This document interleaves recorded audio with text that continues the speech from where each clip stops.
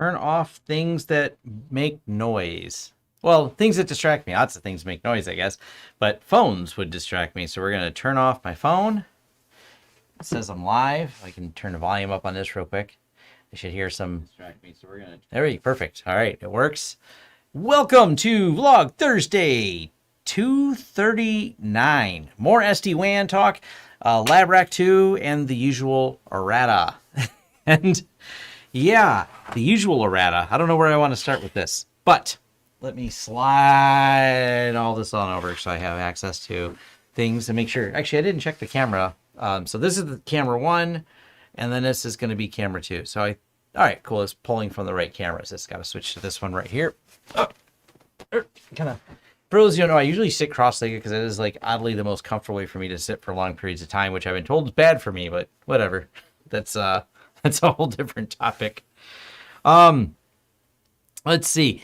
The SD-WAN videos that I recently did. I wanted to start with that because there is still, and at least one comment I seen that someone told me it doesn't work the way I said.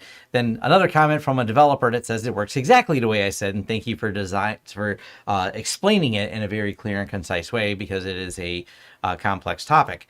And one of the reasons I cover the SD-WAN topic like I do is because it is really confusing to people how the states work between a failover system and how to achieve this seamless failover. I mean, it obviously works in other technologies and things like that where it just seamlessly wanders from spot to spot, but there are some complexities to it of making all that work. So that's one of the reasons I did that video. And I may do a few more videos on that topic in general where I break down some of the fundamental technologies.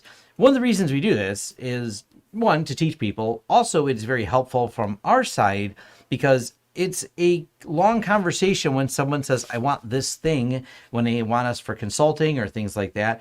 And instead of just explaining it, it's kind of nice to go, if you'd like a whole primer on this particular topic, I happen to have an entire video if you want to better understand it. Because a lot of the work we do is engaging with other IT people to solve a problem, not just end users. This is one of the little bit of differences we are from some of your normal standard just MSPs. We're more on the co-managed side where we do a lot of project work with internal IT departments or smaller IT teams to get some things solved.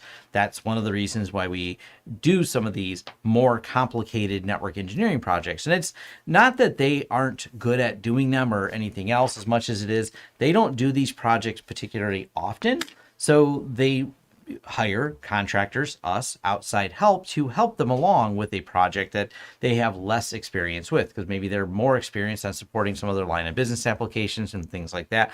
So we come in and help them with changing out things, re-engineering the network and things like that. That's a lot of inside of what goes on here is a probably easy way to describe it. So when I say we're a MSP, that is a function, and we do outside IT, managed service provisioning for outside, being the outside IT company for small businesses. But in addition to that, a huge part, when I say most of my company is doing project work, that project work is doing consulting and network engineering and helping people rebuild and re-engineer their networks. And so, yeah, that's where a lot of the these videos come from is sometimes just because it's a one-to-many problem, explaining this concept or challenge someone has with a concept over and over again to an individual doesn't scale very well. But when you create a video, I have no problem, of course, releasing these videos on YouTube, but sometimes they're in a little bit directed at certain clients that want to have a deeper understanding of how we can help do an integration for them and how that thing may work. And Joseph, thank you very much for the donation. It is greatly appreciated there. So thank you very much. And William, love the beard. I have decided to not shave for I think it's been over a month now, a month and a half. That's it. This is what happens if I don't shave for a month and a half. It's partly laziness, and I don't really have what the other part is. I just said, I'm going to not do this for a while and see what happens. I've never done it in my entire life. I've always shaved every few days because that's how little facial hair I grow after a few days. This is over a month. This is what I got. A little bit of gray, and yeah, that's that's about it. Anyone who's curious, I'm actually Cherokee Indian, and heritage-wise, that's one of the reasons they do not grow a lot of facial hair or have a lot of hair in general. So that's my understanding, at least, is they don't. I don't know. I know my heritage, but I don't participate in anything historically related to it. So I'm just an average dude from the suburbs as far as my upbringing. Well, I grew up on a farm partly, so that was on the edge of the suburbs. So that's way off topic. All right, back to Rack2. So one of the things we've been building is a lab rack, because I have more things than I have places to put them, and we have some new videos I'm working on for some high-speed testing for 25 gig. But as we started building out the 25 gig servers and the 25 gig Synology that I have, there became kind of a problem. Now that I moved my office into here, it's noisy. So we have some area that we cleared out because we weren't really utilizing the space particularly well. So we cleared out some area in the tech area, and we just have a whole nother rack. And it's not that they're that loud, but if I plan to record things, and I point because a gesture towards the microphone here, when you're recording, that even with the sound cancellation and editing and things like that, it picks up a lot of that noise.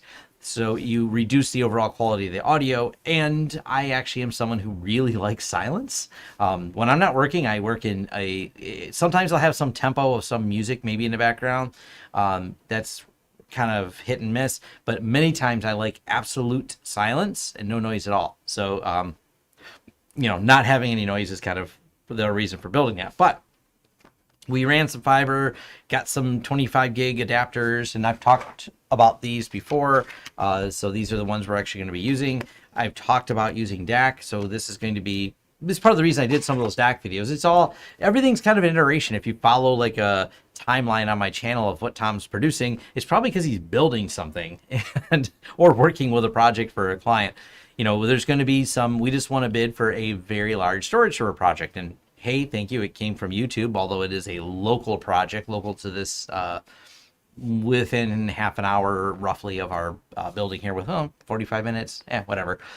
So, hey, if you are that person who is either because you've watched this or whatever, in one of the rules, of course, of many, many times is we can't mention any of the details on social media, but we did talk to them and provide their names not mentioned. The hardware we'll be doing for this very large storage server will be something we review here.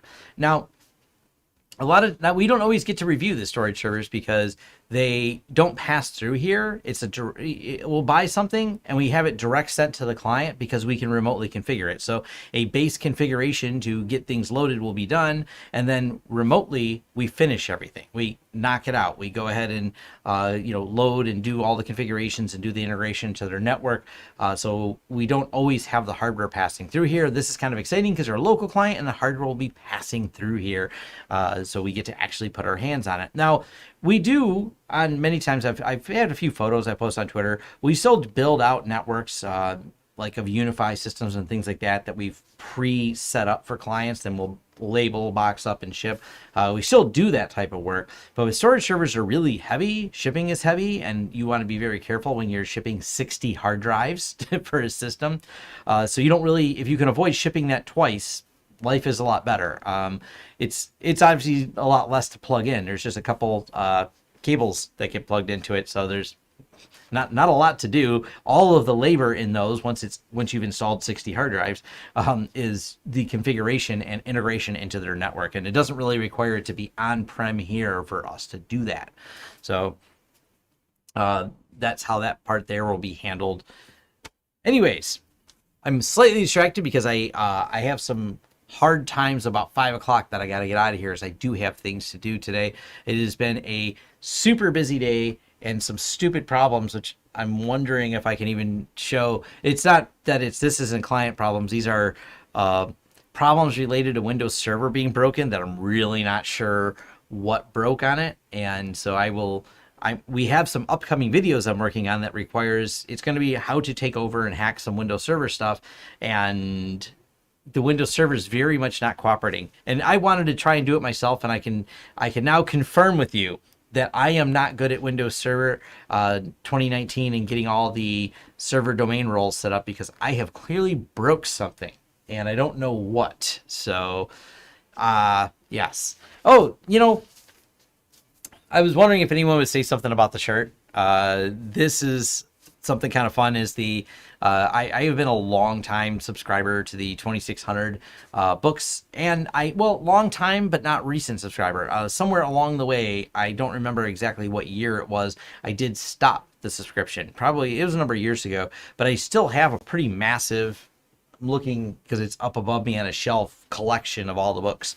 I don't like physical books anymore. That was part of the problem, and I prefer everything and all things I have to be digital. So, but I still have shirts and hats and things from back in the day when I used to go to the meetups, and that's part of my tech career was way more into hacking at the beginning, and it's still into a certain extent is now because I'm always interacting with people that are in that arena, because that's the best way you can understand defense, is to understand the methodologies by which these people take over these machines. Let's see. I do a lot of UniFi AP switch installs and have started doing some MVR installs. Cool. And if Comfort wants a UniFi firewall, do they need a Dream Machine even if they have a UNVR? No, we never recommend. Matter of fact, we are pushing more and more people. The UniFi Dream Machine is just, maybe I need to make a video just flat out titled why you shouldn't buy a UniFi Dream Machine. There are constant forum posts and problems that people have. It's better than a generic Linksys or Netgear router you'll buy from a big box store. That's it. That's my selling point for the UniFi Dream Machine. It's probably better than one of those.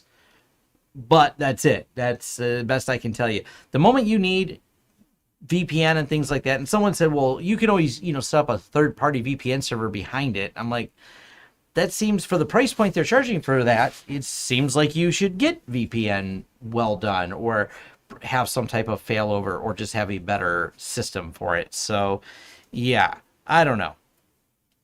Not a big fan of the UniFi Dream Machine. So and obviously we have so many people that reach out to us through our consulting, hoping we can solve some problem they're having with it. And we're always telling them, no, this is a broken feature of that device. So yeah. What 2600 shirt is this? I don't know. It's the one I have had that it doesn't probably show through in the camera quite as much. It's a little faded. This shirt is original. This is probably from the 90s. I'm guessing. I think I've had it that long. So yeah. Call Unky Joe for the Windows stuff. Oh no, I have people that do Windows here. I'm just not among them. I happen to sign their checks. So yeah,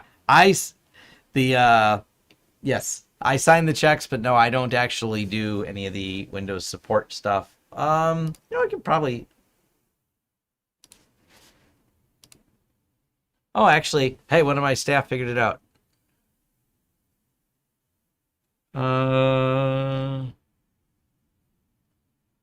Oh, okay. I see that my staff has already pointed out what I did wrong, but there's a Reddit post about it too, so neat.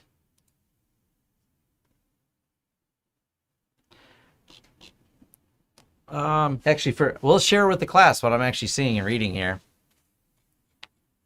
Network change adapter options. Windows cannot specify device or path. This is what happened. I've installed a brand new Windows Server 2016. I did 2019, but the same problem. I can no longer control network internet change adapter. When I navigate to that, get the following error. Windows cannot access specified device path. You may not have the appropriate permissions.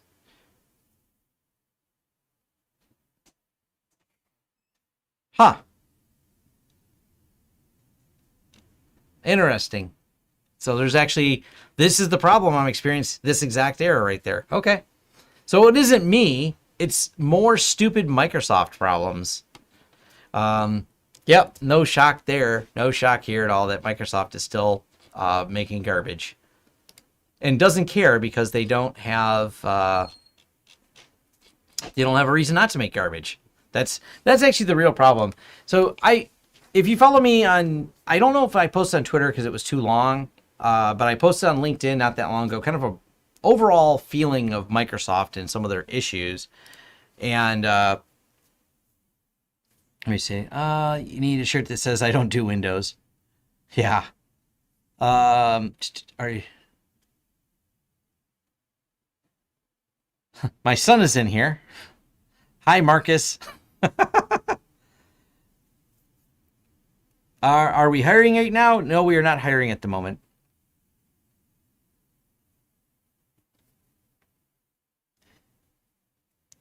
Yep. All right. Back to stupid Microsoft DISM commands for every fix. Yeah. It's here's one of the things. And Steve Gibson, I was happy if you listen to Security Now, which I do. The rant he did the other day on Tuesday was so on point, and it's the same rant I just did about a month ago, talking about the same exact topic. And it wasn't just me; it was also a former Microsoft MVP who goes by Gossy Dog. It started as a discussion on Twitter, and it's mind-numbing how bad Microsoft has become, but because of the monopoly that they hold upon the network, the absolute grip that they have, they are able to go, what are you going to do? Use something else? You're not. You're not going to use something else. So they're not going to fix it. It's just, they don't care. They don't have to care. And an example Steve gave, and this is on point completely, Steve Gibson said that, hey, how many customers do you think they lost from not fixing a vulnerability in Exchange Server that was absolutely devastating to the businesses that use Exchange Server? I feel absolutely confident that the answer of losing customers was 0, but probably, maybe, just maybe, got some customers to spend some more money by moving from Exchange to their cloud. So, yeah, it's just, it's crazy, but there is simply no incentive Microsoft has because there's no fear of loss of customer, so there is no incentive. And some of the IT people are equally guilty. I occasionally run into some of them that absolutely will shame me for having a thought that I would support anything besides Microsoft as a solution. And also they are deeply buried into the reselling of all the Microsoft stuff. So they have their own. They're like, well, we resell all this. What do you mean don't use it? Microsoft keep charging more for it and our commission rates go up. And yeah, all about a stream of revenue. That's a lot of it. Yes, Kevin Beaumont, absolutely. If you don't follow, and I was working on this today because I seen someone says, hey, Tom, what news do you follow? That I can help you with. So we'll go here. I'll switch in a second.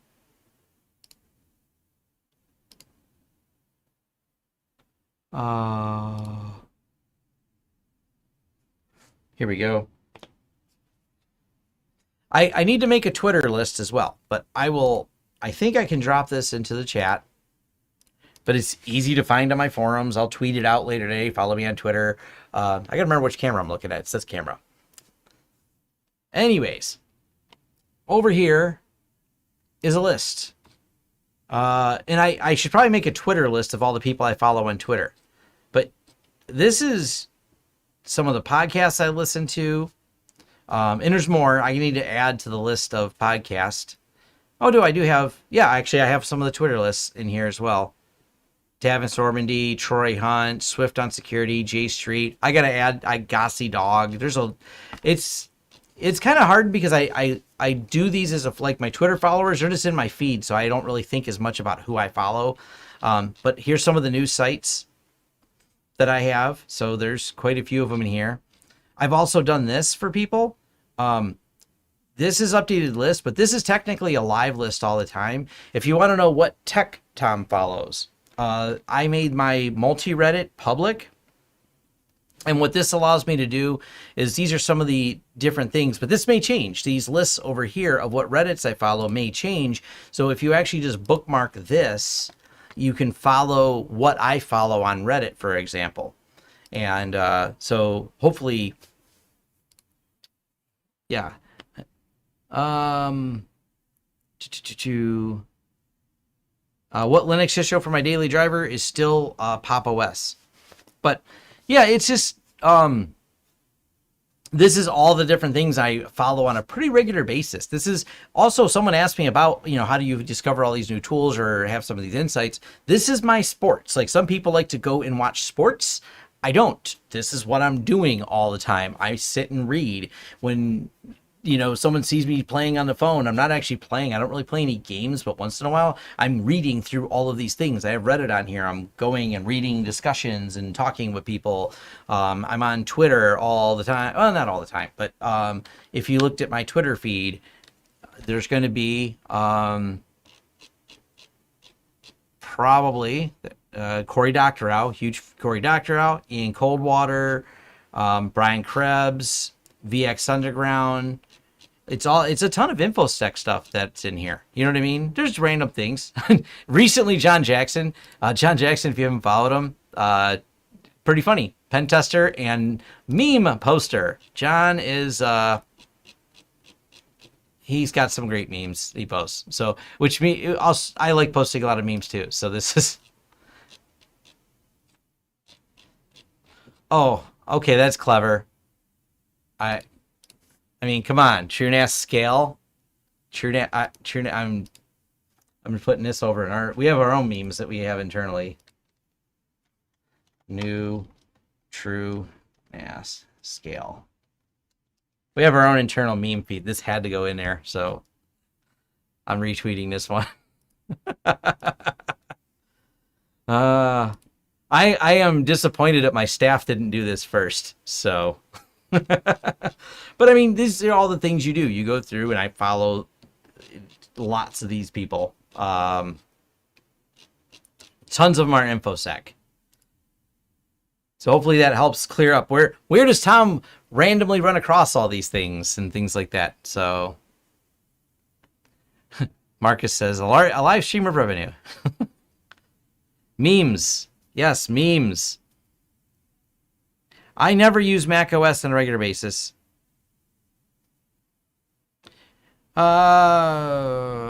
So, yep. Back that NAS up, absolutely. Filing a new bug report for Scale. All right. Yeah, this is, I don't know. Hopefully that clears up the question of where does Tom get his news? Those places, a lot. One, two, or three? The answer is currently 2, but one of them is 49 inches wide. So here, let me pull a picture up of what I'm talking about here. So let me send the new. We went widescreen here. So where do we have a picture of it?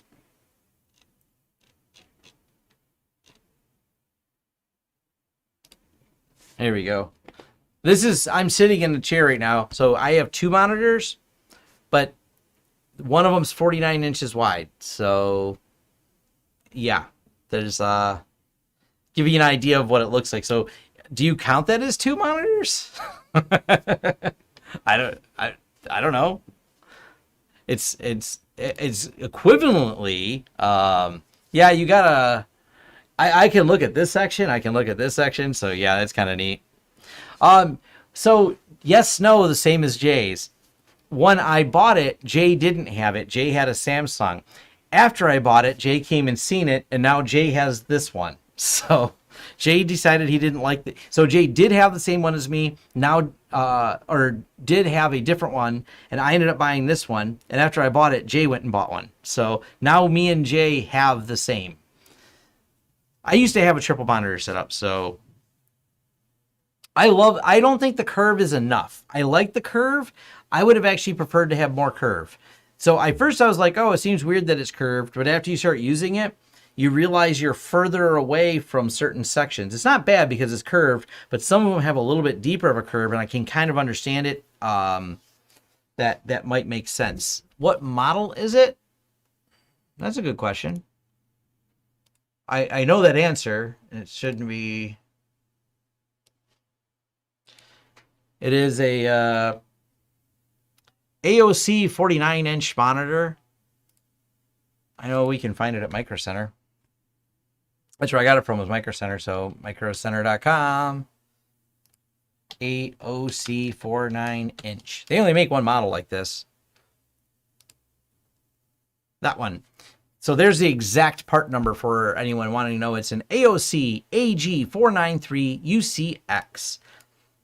It has 5,120 by 1,440 pixels. Supports a 120 refresh rate, and it's curved. My understanding, I don't use it for the HDR. I guess it supports it, but my understanding is the HDR is not great, but I don't care. Quality-wise, it looks great. I am really happy with it, and I bought it for less than this. It was $200 off when I had it. It was on sale for $1,000. So I like it. I've had it now for, I don't remember when I bought it now, a few weeks ago. 3 weeks maybe? Not that long ago. The reviews are good on it. The reviews are better on this one than they are on the Samsung that Jay was using. So Jay liked it too after looking at it, and Jay stopped by my office after I got it, and he went and bought one. So yeah, the 1440 vertical is nice as opposed to the 1080. Some of the 49-inch monitors only have that 1080 vertical, and I really wanted the 1440. Makes a world of difference. What router did you deploy when a client got 10 gig internet? You can use pfSense for that. It depends. You got to use one of the higher end models to do 10 gig internet. So you can use pfSense for it, or you can look at the TNSR. We've recommended to some people, they get the TNSR one. That's an option. You can also look at an Untangle system. It just has to be beefy enough to do it. pfSense has some trouble with single 10 gig streams. So it does multiple streams fine, but I did a demo on one of the pfSenses. Actually, if you look at one of our reviews, I talked about 10 gig pfSense, and yeah, we don't have that many clients. We have extremely few clients at all that have 10 gig. It's not popular here in America, except for in data centers. It is popular, I would say, if you own a enterprise business. Sure, yeah, you're a hospital, you're Ford Motor Company or something like that. Sure. So, but it's not every day we have people asking us for 10 gig stuff.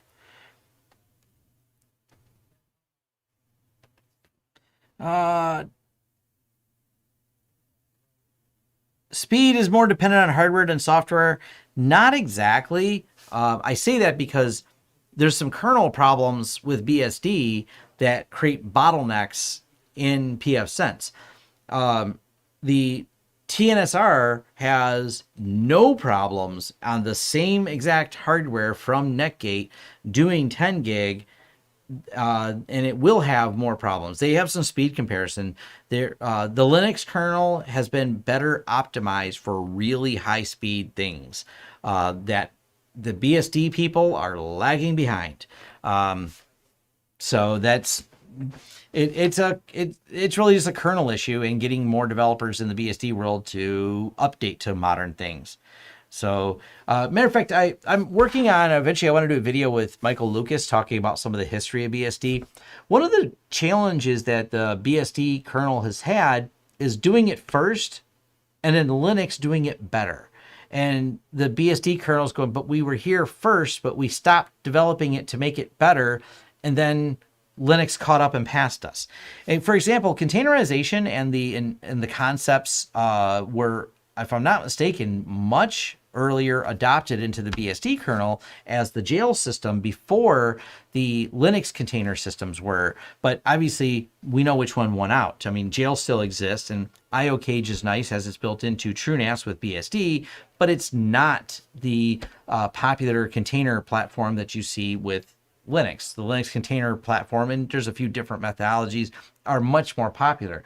And this is one of those problems where BSD did a few things like that first. Some of the high scalability things were done first. ZFS famously was a long time integration into the the BSD, and now it's on Linux, and it's where a lot of people are going with it. So it's going to be an interesting. I want to dive through some of the history, and if you're not familiar with Michael Lucas, type in like Michael Lucas SSH Mastery. Great book. You should read it if you want to learn everything there is to know and things you probably didn't know you could do with SSH. It's really cool things that you can that BSD has got a long history of, and Michael Lucas was there for a lot of the history. He's a great writer, and yeah.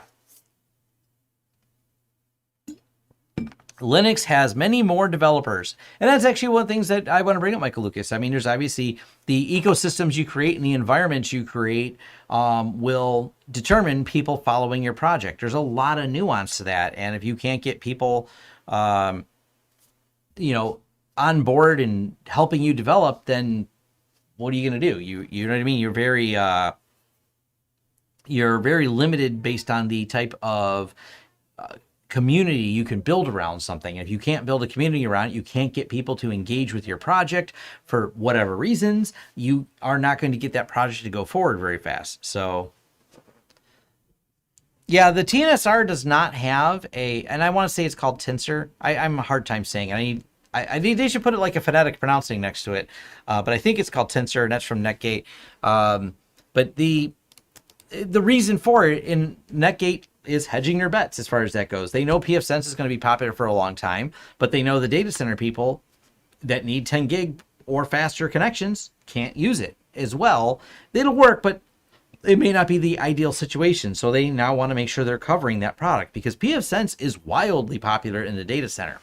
As many as people look at it as a home user project, when it comes to the high-end enterprise data centers where you're not dealing with, because this is, people go, well, pfSense doesn't have all the really pretty UI stuff for web filtering. You're like, yeah, data center people don't care about web filtering. They care about reliability. They care about flexibility. They care about things like BGP and some of that functionality. And pfSense does do a good job in that arena.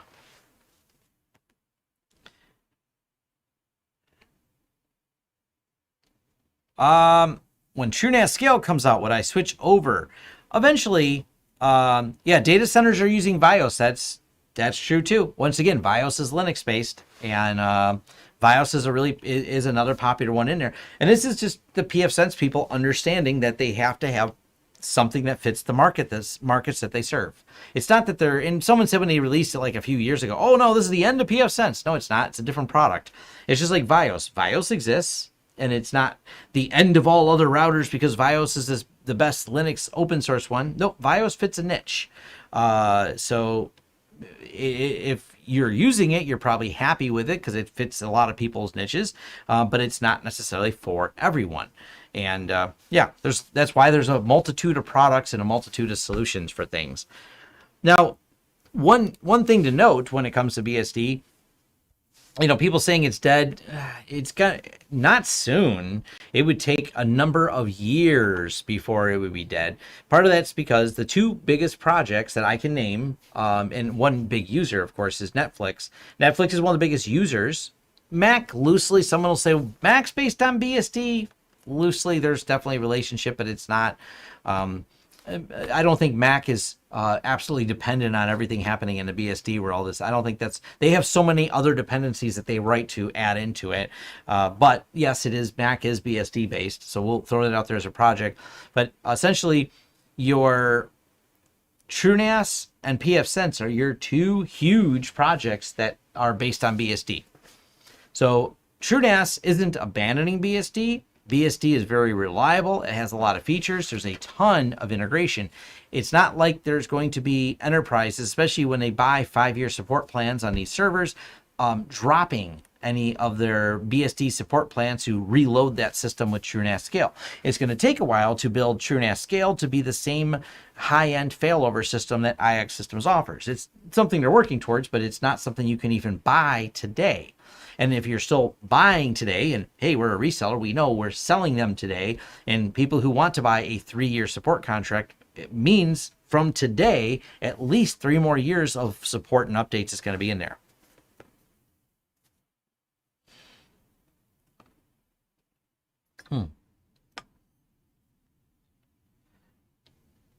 It is more likely that a better network driver and stack will be built for BSD than it would be abandoned. I like your optimism, but we'll see. I'm not saying it won't happen. I'm not saying it's happening fast though either. So yeah. Yeah, Sony PS4. I forgot about that one. I don't know how much they contribute back upstream. I mean, and there's probably a ton of one-off IoT devices because we don't always know what's in many of the IoT devices that may have chose BSD. So there could be a bunch of things out there like that. That's a tough one. That's a tough one to say if there is or isn't. What's the next topic we want to jump to? What will be the advantage of staying with TrueNAS Core? For core functionality, I don't know. Once they reach feature parity, because being released isn't the same as reaching feature parity. When they reach feature parity and all the functions work in there, I don't think it's going to matter. I don't know which one's faster or if there is a faster. They're going to both be running the same version of ZFS. So the question is going to be, are there going to be any speed advantages once they fine tune everything? And once that answer becomes no, and it may not be on the first release, then you're right. People will probably just go with scale. I like Debian. I'm going to be happy using a Debian system. I have no problem reloading my my FreeNAS system that's behind me to a TrueNAS scale system. You know, that's I don't really have a good reason to stay on Core. Matter of fact, I'm more comfortable using Linux, especially because running some of the other services in a container may be a more efficient way to do it than running it in a jail. So as that market matures, it's probably something, but I don't run much on my TrueNAS. It's mostly a dedicated storage server more than anything else. So, I didn't know Citrix NetScaler was built on that. It was built on BSD.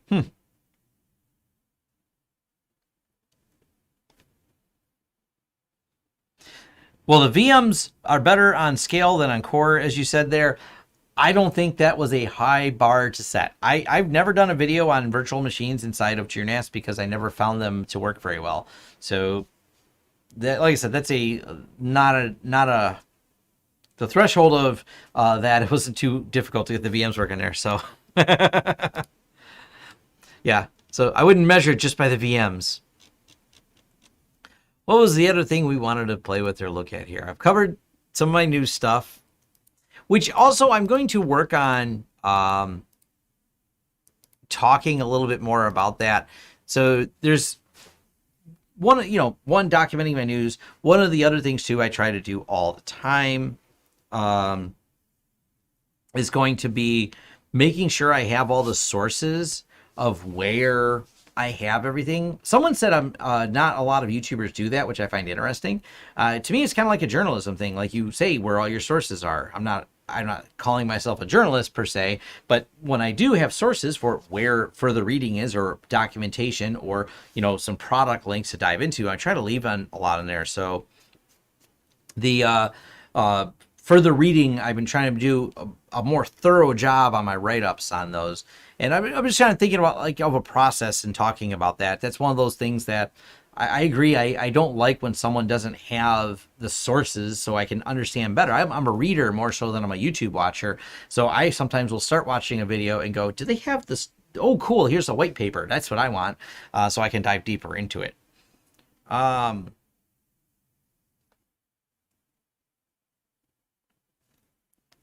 Yeah, like Corey Thompson said, they used to say people who hate Windows use Linux and people who love Unix love BSD, but given Linux popularity, BSD has been left behind in many areas. Yeah, that's kind of what I was saying. It just hasn't really held up to modern day. Matter of fact, that was a discussion, and this is to swing it back to SD-WAN. Let me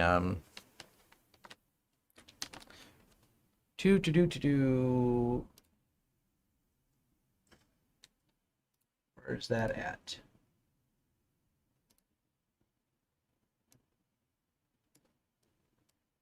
So I'll bring this window over. And this is an example of it too. So when I was doing the video related to this. We were talking about the SD-WAN and how the SD-WAN works and things like that. One of the things that people were asking, and someone says, why doesn't the multipath for BSD support? And there's a lot of call for it, but it's not. It doesn't seem to be near as feature rich as it is in the Linux kernel. Because you go here, multipath TCP. Here's the Linux kernel one, and I talked about this in my video. And then I talked about this, and actually a lot of people chimed in that they were using this too. This is the Open MPTCP router, and it's basically building it in, and they built it, I thought, kind of cool on OpenWRT.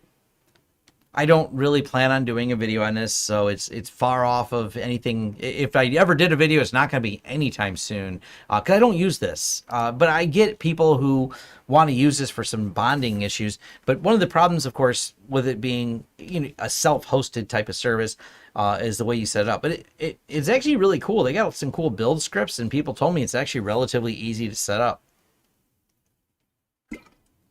And I thought this was a cool, I thought it was a cool project, and this is one of those me telling people where they can go to play with it and learn more hands-on how it works. That's what this is right here. But yeah, this is the Open MPTCP router. But back to the BSD problem, when you look for it in BSD, this is from a while ago when they did it, but it's still not, based on all the reading I've done, it does not seem to be fully developed, and that's one of the problems of, well, why can't this be supported in other things like pfSense? And this is why, because it's not fully developed in the kernel. So yes, yeah, it's not really there. So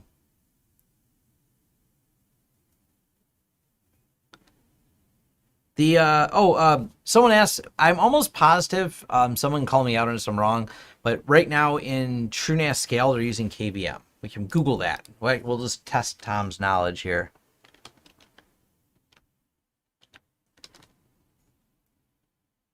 There we go. Yep, they're using... There you go. This is from earlier post, but yes, they're using... They wanted everyone to know that full KVM VM support has been landed in Scale. This was in July of 2020. So now that they've had some Scale release, then yes, that's supported now.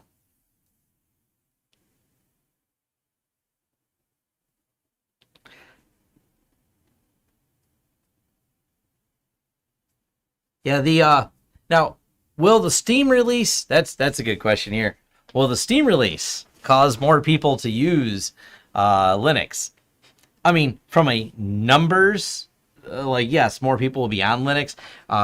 Most of the average people, which none of the 140 people probably watching this live stream, I would call that same average people, care what operating system they're running. So most of them don't.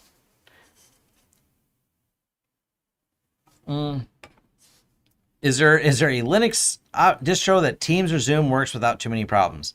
I have no problems running Zoom, and I use Pop! OS, which is based on Ubuntu. So Ubuntu 2004 has no problem running Zoom. I use Teams very, very little, but I use it, and it works. I use Teams because some of my clients use Teams, and that's the kind of meetings they want to have, is using Teams. I don't have a problem with it. It works. I don't like using it. It's slow. It always seems to want to do some stupidly long update. It takes a long time to launch. I don't know why. It pauses for like 15 seconds before it launches. I don't know if it's pulling some data. It just sits there like, hey, waiting, da-da-da-da-da, for like 10 or 15 seconds, and that's it. I don't know why it does that. But it works. Zoom works perfectly fine. I have no problem with Zoom. Someone was saying that Zoom, at least someone's saying, I have never vetted this, that Zoom seems to be slower if you take the same computer and load Zoom on it with Windows versus loading Zoom on it with Linux. It's slower. I don't know. I don't ever load Windows on my computers, so I don't know.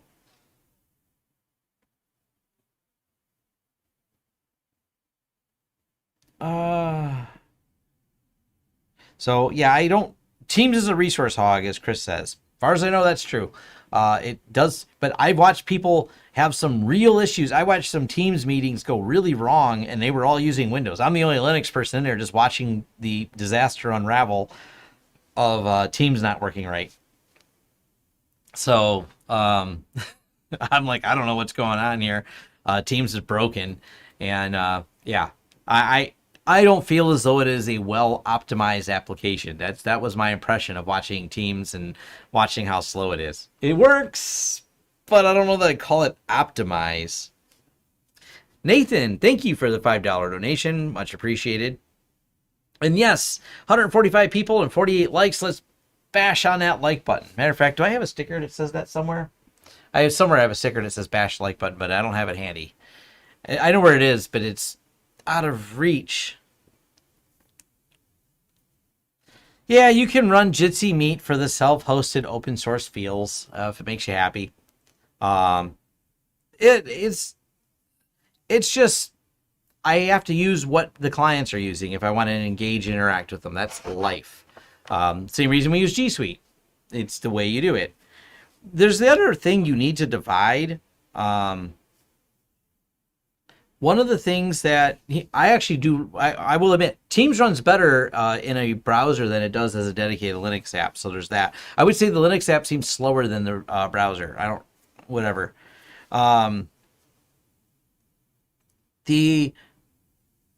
It's a giant web interface, wrapped in a .NET wrapper. I thought Teams was using, what is that called? It has a name, an Electron. Aren't they packaging it with a Electron?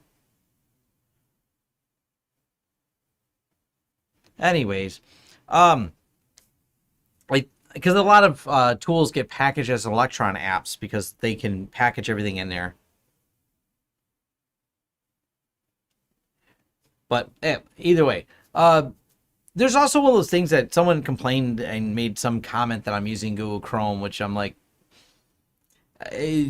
one of the challenges you have, browsers are a huge threat surface. One of the reasons for a lot of things I do use Chrome, especially for my business, is Chrome, love or hate Google all you want, their team has a extremely fast from report to fix life cycle for fixing bugs. And because it's not like I can just close my browser and not use it until an update's available all the time, I'm kind of happy to use Google Chrome to keep those updates flowing. They're working really, really hard on keeping those up to date. And the problem is, all these other browsers are pulling downstream from Chromium. Chromium is the Google supported project. It's an open source project. That's why all these other companies are using it. The downside is, how quick are the other third-party companies at patching downstream? The problems in Chrome, sometimes they're Chrome, just specifically Chrome. Other times, the problems are fundamental and they're Chromium. How fast are these other browsers keeping them up to date? That's a real problem. And you can't have these actively exploited things because browsers are a massive threat surface and the way a lot of things get in. So you have to, it's just one of the things you have to think about. Like, I don't know, and I have not looked into this, so I'm not disparaging or telling you not to use Brave. How well does Brave patch problems? You look at a firewall, you wouldn't want to use a firewall that didn't patch problems. You kind of have to look at your browser because your next direct exposure to the internet is your browser. Matter of fact, very direct exposure. And it has a lot of power. This is why there's so much work has gone into sandboxing. Now, for my personal life, my other Tom, my non-business Tom, I use Firefox. I like Firefox for things like that. So, it's just a matter of making sure you understand that threat surface. So, and it's not just about updating frequently. Updating frequently because they're features and updating frequently because of bug fixes are two different things. It really comes, missed that last second, had to update Chrome. Chrome pushes a lot of updates and has a smooth updater. I haven't really tested the other browsers or have a huge desire to, so yeah.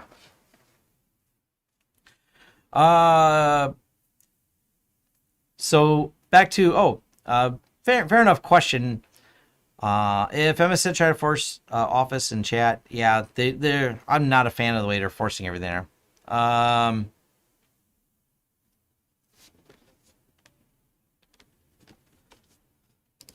But dual ISP SD-WAN setup.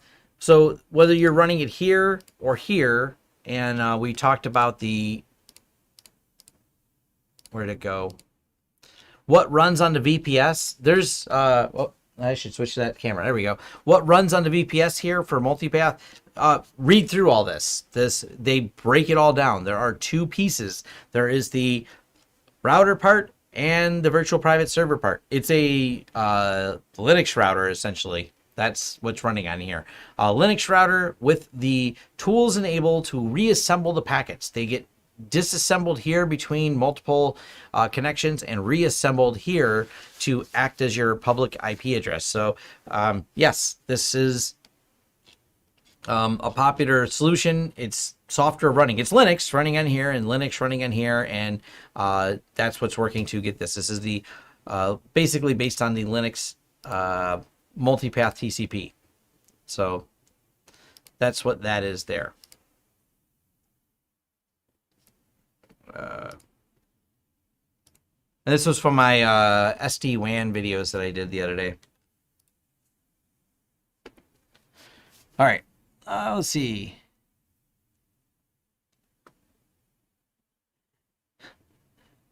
The internet net graphic looks like a Crosstalk Solutions logo. Yeah. How much of the VPS can you use? Well, that's the whole thing. You have to. This is one of the reasons that the SD-WAN solutions are oversold, in my opinion. A lot of times people don't even need them, but they start. When people say I need an SD-WAN solution, I say why? What do you need it for? What are you trying to do? What are you trying to accomplish? If we start with the question of what are you trying to accomplish, a lot of times they go, well, I got this sales guy that really says it's the next greatest, best thing ever. The problem is you have to buy bandwidth from your ISP, then you have to buy bandwidth in the cloud from either the SD-WAN provider or if you set up the VPS server yourself, you're now doubling your bandwidth cost because there's a finite amount of bandwidth that they give you, and then they charge you for the overages. So you can start creating more costs. What problem are you solving before you add more costs? The reason SD-WAN is oversold is because it's an opportunity to create a recurring revenue stream. So these companies are telling you, it's just like the VPN, the privacy VPNs that are so oversold. Watch Tom Scott's video on people shilling VPNs. The offers we get as creators, content creators, for shilling these types of services because they can be sold. They create recurring revenue for both the content creator and the person selling the service. So they're way oversold to everyone as the solution to all of your woes because it makes money.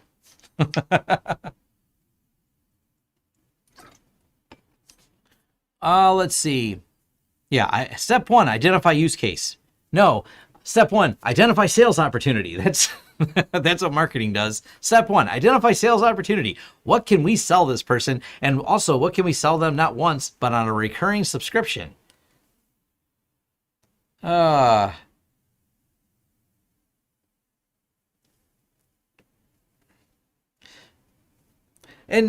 here's the thing: seamless failover for an SD-WAN solution for seamless failover for VoIP calls. Okay, is the extra expense worth it? How often does your ISP fail? And if your ISP barely ever fails, then the call dropping, switching over to the next one, and just redialing that number. Okay, what did that cost? Did it cost you the $2,000 or $3,000 a year you spent on an SD-WAN solution, or how often does it happen? These are the questions you kind of have to ask when you're doing these. There's just, yeah, value added, pushing whatever it gets them. That's so true. Matter of fact, I can't show you my email, but I can probably show you this. Go back to the all comments. One of them bothered me today.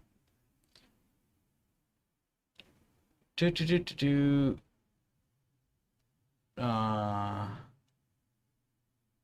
was in a channel. I think it was Channel Future. So let me find out if that's the one.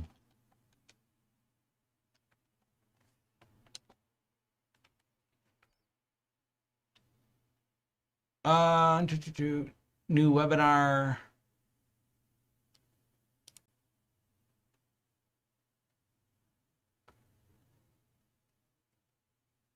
One of them was but it was an email. If you work in business, you get a ton of these emails.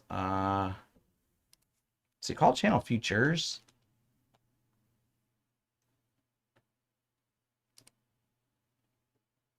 Anyways, I was trying to find an email. So what it says is, and it's a marketing email to join our webinar to learn how you can make more money selling this product. And some of the product pitches start with that. How you can make more money. What does the product do? Well, it makes you more money. That's what the product does.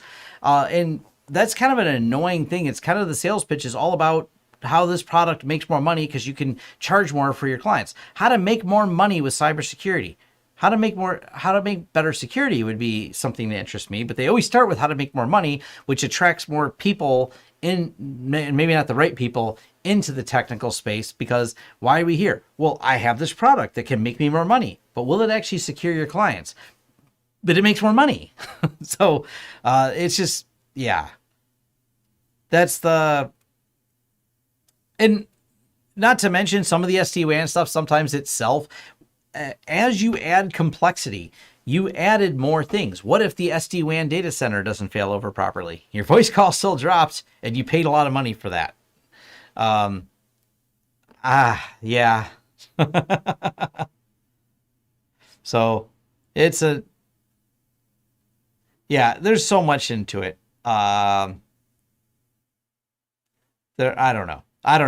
I get aggravated with all these things, and I thought about, I don't want to rant about it, but it is a bothersome the way these companies start with, as Corey, I could tell Corey works in corporate. Corey Thompson has got all the buzzwords going here. Value added resellers, and they're pushing whatever they got and selling them whatever gets them the most revenue.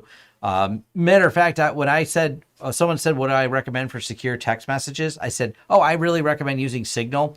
I actually had another IT company in a forum. One of the replies was, I can't make money selling that, even though it's a good solution. I'm like, oh, good. They agree it's a good solution, but they won't recommend it because they can't make money. Got it. Just so we're all on the same page here. It's the best solution for my client. It has to also include me making money, apparently, for a lot of IT people. And it's like, no, this can't be part of it. So is SD-WAN just fluff? That depends. It is overfluffed. It is something oversold, but there may be a use case for it, but it gets muddied. The waters are muddied, but also what also muddies the waters is SD-WAN is not a thing. It's a word that encompasses many things. So I just did that video talking about SD-WAN to bond connections together. When you look at something like Tailscale as an SD-WAN or Zero Tier as an SD-WAN, well, that's not fluff. That is a good use case if that's a service you want to use. They are categorized as SD-WAN. I've done videos on both of them. They're really cool solutions to solve a problem of connectivity with remote users without using traditional VPN. Or what I should say is like traditional hub-spoke VPNs. Matter of fact, when you want to build a mesh network, Zero Tier and Tailscale are two great products for building, we'll call them SD-WAN mesh networks, so we don't conflate the different things we're talking about. So SD-WAN mesh network, because you want many-to-many connections that do, of course, have rules and things like that. Those are cool solutions for that, and that's not necessarily oversold. That may be a legit solution for the things you need to get connected. And the easy example of a SD-WAN mesh solution might be a customer that has a handful of cash registers or point of sale systems scattered around at a lot of retail locations that don't have static IP, are sometimes stuck behind CGNAT. VPN can be difficult. Managing those can be difficult. But if you build a Zero Tier network where they all tie into the same one, every time you deploy a new point of sale service, you can also have a statically assigned Zero Tier IP to the server at that particular premise. And then you can query each one of those servers without having to open any ports. And if the people running all these different stores, by the way, if you're wondering why this sounds so specific, if it's oddly specific, it's because this is a solution we proposed to someone, and as far as I know, they're still using it. We just did we consulted with them on idea. They did implementation. That's why I say, as far as I know, they're still using it. They took all their stores and tied zero tier to all their main point of sale servers at all the stores. Now the stores are independently owned and operated, so they change internet sometimes. They change IP addresses sometimes. Things happen, but now they don't have to care, because as long as the point of sale system has internet, the internet will talk to zero tier, and zero tier will have that IP address of that store location, and they will have access to that data to back it up, to remotely access it, and they don't have to dynamically change a bunch of VPNs. So that's actually a really cool use case for something like zero tier or Tailscale. So there are certainly some good use cases like that for it. So would love to see routing through zero tier for non-zero tier devices through a computer. Zero tier bonding will work like your recent SD-WAN. It's a lot more complicated, and it's not something I'm likely to set up. There's ways to build zero tier like an exit node, but there's not really any. It would be overly complex and not a great use case. I don't know that the zero tier bonding would work that well with multiple, because it's the problem with zero tier bonding is you have to tie it to multiple interfaces, but those multiple interfaces have to be public IPs. It's not something I'm likely to set up and actually go with. So, I mean, there's probably a way to do it with private IP, but it's complex and not what that solution is specifically designed for.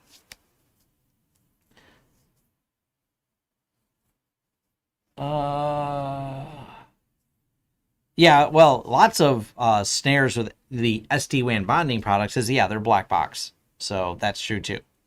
Is it 5 p.m. already? Holy crap. Okay. I need to go and do stuff.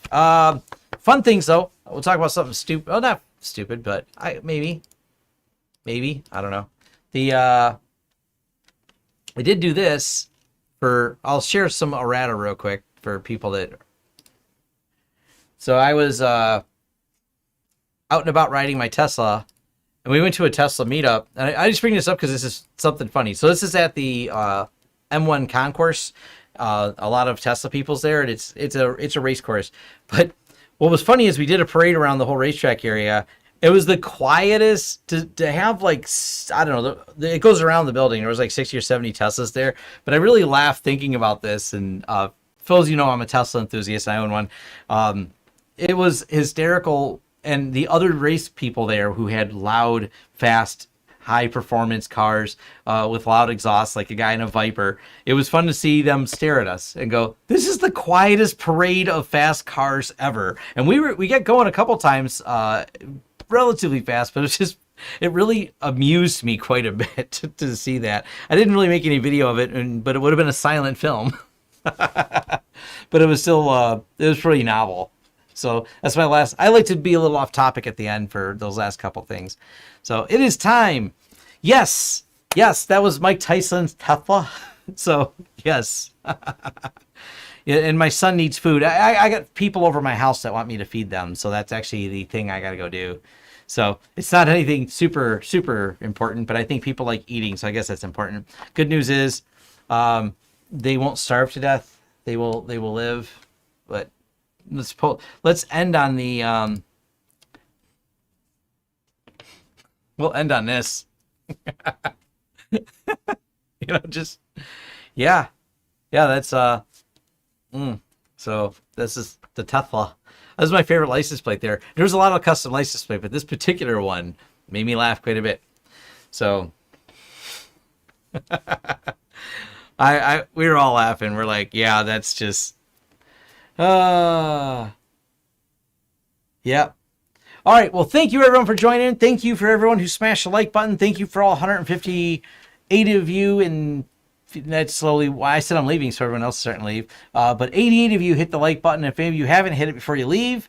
And California cars in the Motor City. Yes. You get some stares having California cars in the Motor City, because the Motor City is, well, the Motor City. Not the electric Motor City. When they say motor, they refer to something louder than a Tesla. That is for sure.